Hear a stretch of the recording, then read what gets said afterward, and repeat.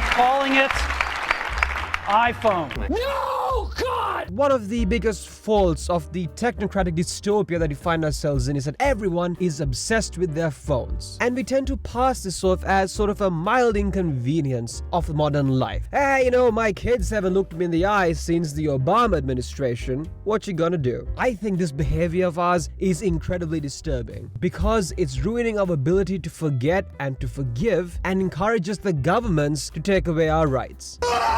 We live in a time where if you say, do, or experience something stupid or embarrassing in public, or even if you get in trouble, the first instinct of people is to start recording you and put it online, trying to get some attention or money, from your downfall. And that, I think, is destroying a key aspect of being a human. Let me explain.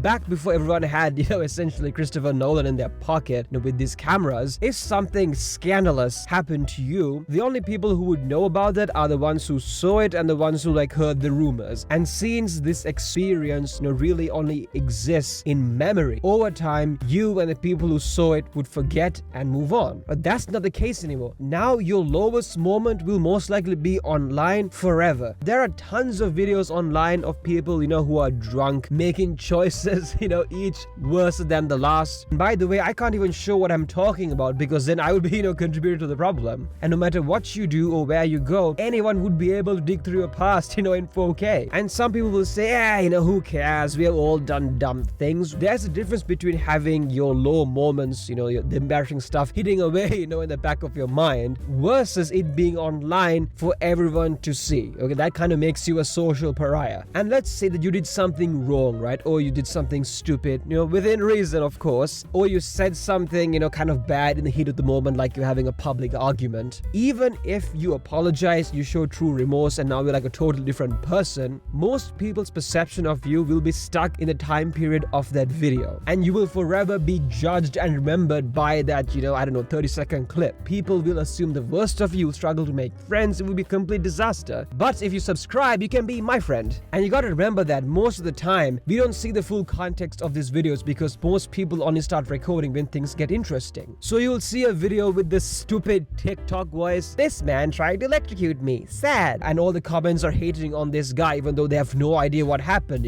Perhaps this guy was freaking kicked in the belly jelly and now this poor guy's reputation is ruined forever. What's really sad is that there's no one to blame for this other than ourselves, right? There's no evil boogeyman that we can point us. Corporations and governments didn't force us to essentially record one another and create like a peer-to-peer surveillance network. We brought this on ourselves. We all live the life of celebrities where there's no privacy and all of our low moments photographed and videoed and shared around without any of the benefits of actually being a celebrity. We all hated the paparazzi for how they treated Princess Diana and recording her and not leaving her alone and bothering her all the time. And here we are doing the exact same thing to ourselves. Now, dear viewer, here's where it goes from soul-crushing to dangerous. Our constant need to document every little goddamn thing that's none of our business has shown governments all across the world that the population will willingly give up their privacy for likes and subscribes. And as such, privacy is not a right that we care about, and therefore